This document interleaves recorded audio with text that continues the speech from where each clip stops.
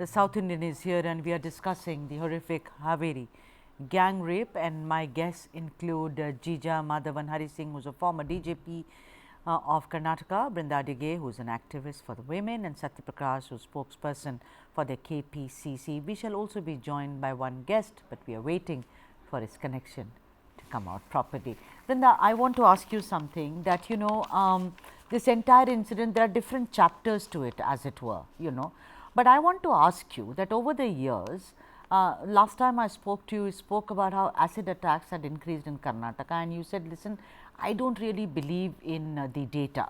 You had said that the data is something which has to be culled slightly differently. But I am asking you that over the years, we have that graphic, if we can put it up, about how crime against women in Karnataka has been increasing steadily, which will happen. I mean, the population increases, there is some logic to it. But the point of the matter is the moral policing, which is very disturbing for me. Why is it that first they said, Dakshina Kannada, Karnataka is a laboratory for Hindutva, that is why it is happening. But the regime changed. There is now a Congress government. What do you think is really wrong? Is the fear of God, in the sense that, if you do this, the police will send you to jail? That is lacking here. There is no deterrent here. What is the problem? This whole moral policing, holier than thou attitude, Brinda. I must place on record that this euphemism, that moral policing, it is not moral policing. These are crimes against women. This is violence against women. These are gender-based crimes, and that is how it must be addressed and read as, because that is what we have our IPC laws for. The moment we say moral policing, we are somehow giving it a social sanction with religious connotations to say, okay, we should turn a blind eye to it. It is not. And it does not matter which regime is there. It doesn't matter which political party is there. I feel that all of them are against women. Everybody wants to control women, control our bodies, our choices, our decisions. They just think that women are there to do the bidding of men. Patriarchal, chauvinist, sexist, and I can think of n number of words. So here what you pointed out, Sudha, these are crimes for which there are laws, and that is exactly how it has to be seen as. Sadly, the police also get away by not looking at it like that. Right. The police also get away by saying that in this instance, oh, she didn't tell us earlier. Yeah. Well, she might have mentioned it in passing, and you might have ignored it, sidelined it. We don't know, because nobody was there at that particular point of time. So she may not have had the confidence to share more of the details. And that is why she spoke in front of the magistrate. And that too at the end, when the magistrate would have asked her in a much more sensitive manner. So she got the confidence to say, yes, this happened to us. Now, the other question that you asked, why did the hotel owners and people at the hotel not call the cops? Do they have no confidence in the cop? Don't they have a responsibility? Have the cops registered a case against them for bystanders and abetting? Because if you look at the case itself, it looks like the hotel people abetted in this crime. The auto driver, the cab driver, all of them abetted. They are all party to it. They may not have assaulted the person, the woman's person, but they all are abettors to this heinous crime. So it is time that the police and the rest of the justice system and the community start addressing it as crimes against women, gender-based violence, and any kind of religion or religious connotations given to anything like this is abhorrent, unacceptable, appalling. All right. Mr. G. A. Bava, retired DCP of Mengaluru, is also joining us on the phone line. Mr. Bava, can you hear me? Yeah. Mr. Bava, don't you think that you can look at this horrific Haveri gang rape case as a failure on the part of the police in policing? I'll come to the arrest and all later. What guts do men have, 7 men, to enter, to barge into a hotel room, to pull out a woman, slap her, slap the man she is with, and also there are no deterrents in place. Apparently these were regular rowdies, otherwise no young man will get up one morning and say, oh, I'm going to enter a hotel room and assault a woman. You can't be. There must be history cheaters. Don't you think there is a major problem in policing, when you talk about this Haveri case? Of course, ma'am. This is because of they are not, or people are not afraid of law, and they may be rowdies. I don't know. You are telling they are rowdy sheeter or not, but whatever it may be, they must have fear of law, Yes. and the same youngsters are. Hello. Yeah, go on, Mr. Bawa. Hello. Okay, there's a Hello. problem with Mr. Bawa's audio. Let me go to Satyaprakash ji. Please someone fix Mr. Bawa's audio. Satyaprakash ji, as it's very clear that, they have been able to arrest 3 people, I think. One is in hospital and the others are absconding. What kind of an action is the police, is the government taking to ensure that all of them are put behind bars sooner rather than later, sir? Technology will be used, their mobile tracking will be done. There are other methods within the police organization on how to track them. They will be tracked and they will be put behind jail.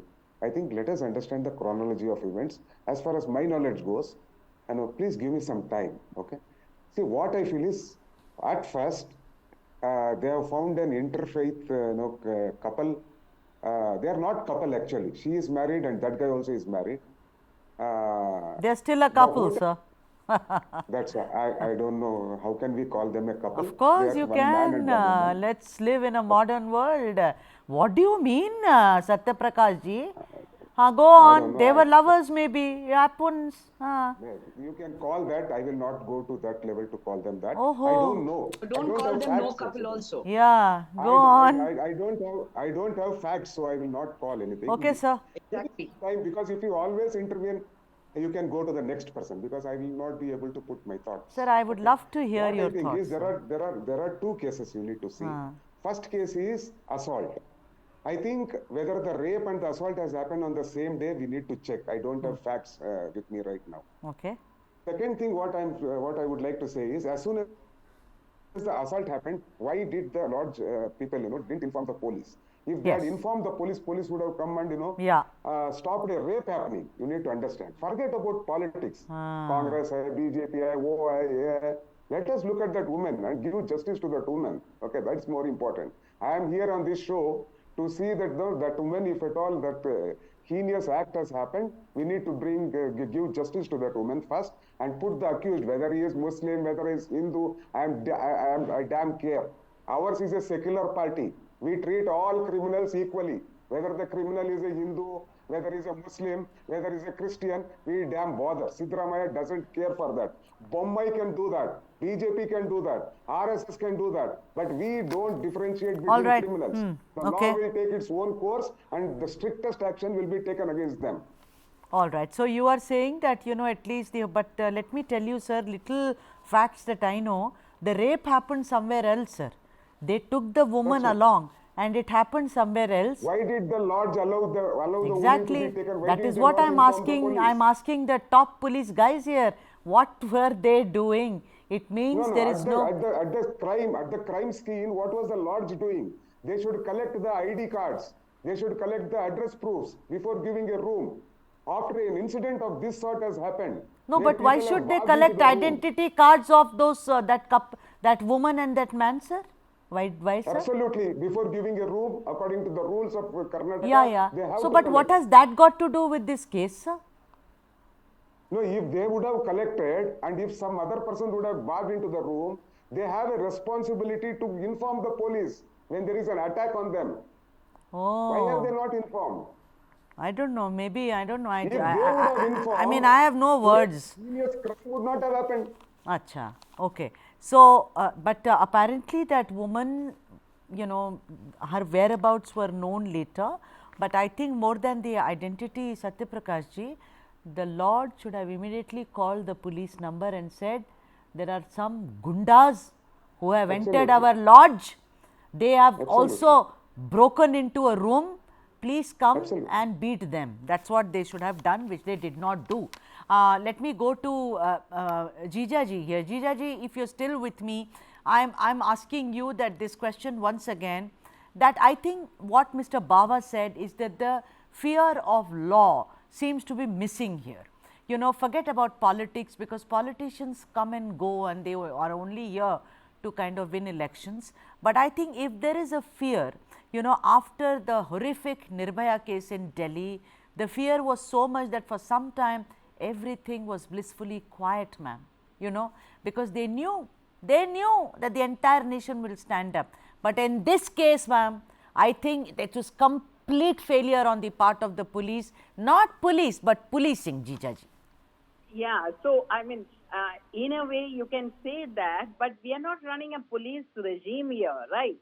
We don't put, I'm glad that they are not putting the fear of the police in each and every person. But technology today is such a powerful tool. Instead of just taking a video and putting it on social media, the other guys who are in the hotel, they should have been more responsible. They are so careful about who is entering the hotels these days. And why haven't they used a mobile phone and called the control room? Everybody knows the police control room number. Why haven't they done that? You know, there are so many... Ma'am, we do not run a police state. Very well said. I completely agree with you. I do not mean that we have an army regime or a police state. Not at all. We are a vibrant democracy. But the point is, I will call the police if I have the confidence that the police will do due diligence, ma'am. I have seen that happen many times. They say, don't call the police. They will not do anything. Mr. Bawa, doesn't that happen very often? That you do not dial the police because you know that the police will be biased and will not do anything? No, not like that. I am not telling about fear. More than police, fear of police. Fear of law must be there. It is maybe so many reasons. It is because the conviction rate is very less. Very less because of the system. In some countries, in foreign abroad, so many countries are there. If such allegations, they will definitely directly they will get punishment, severe punishment. That fear is there. But then